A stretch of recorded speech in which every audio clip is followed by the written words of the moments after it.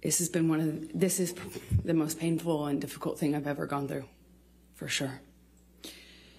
Now, there was a trial in the UK in July of 2020 where Mr. Depp had sued the Sun newspaper and Dan Wooten.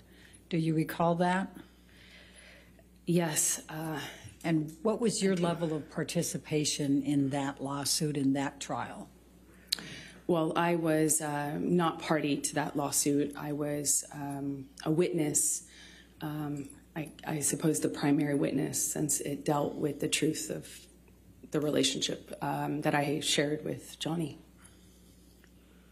And what, if any, role did you have to play with respect to, for example, witness statements and testifying? Objection, compound. I said, for example. Overruled. I had to write, I think I gave 7 witness statements under oath testimony.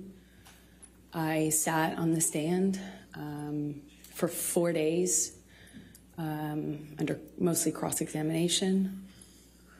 And up until this point, it was the hardest thing I had ever had to do. Thank you, Amber.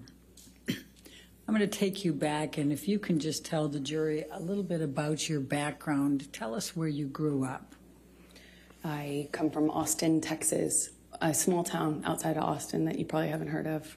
No one has. It's called Manor.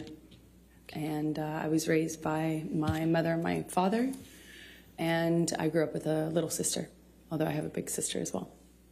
And your little sister's name is? Her name is Whit Hurd.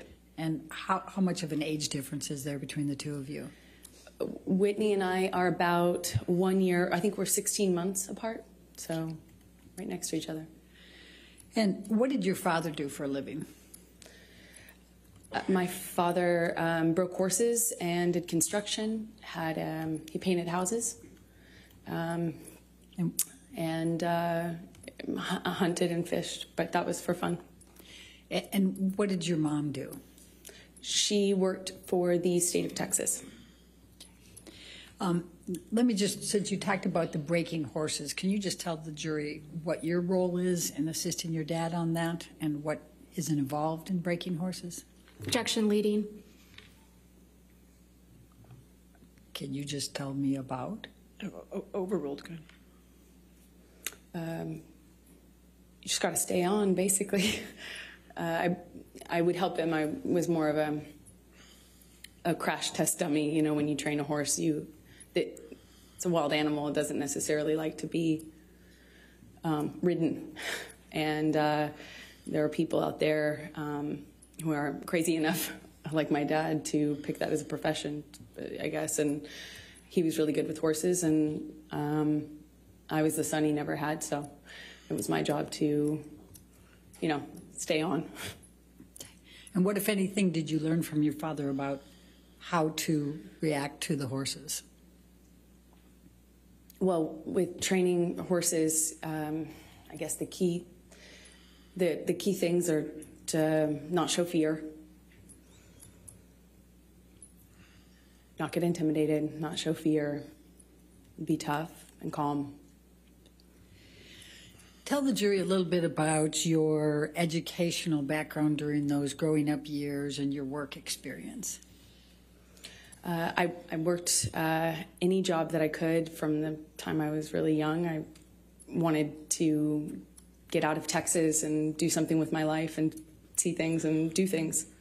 So I was in school and really pushed myself to,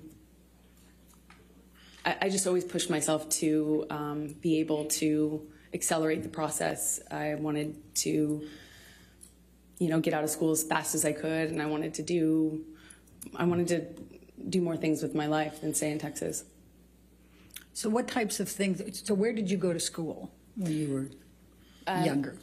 I was a scholarship kid at a Catholic school growing up, several different Catholic schools, but they were always in the other, on the other side of town, in the wealthier part of town, and I grew up quite working class. And thankfully, with you know, as long as I maintained an A average, I enjoyed the benefit of a scholarship, and I did that until I realized that I could take my GED and SATs early, and I did that and placed out of school and effectively left school at 16 years old, I believe. And what did you do for work during those younger years? I took any job that I could. I worked at my father's construction company, sometimes, you know, just administrative stuff. I mean, it was a small company.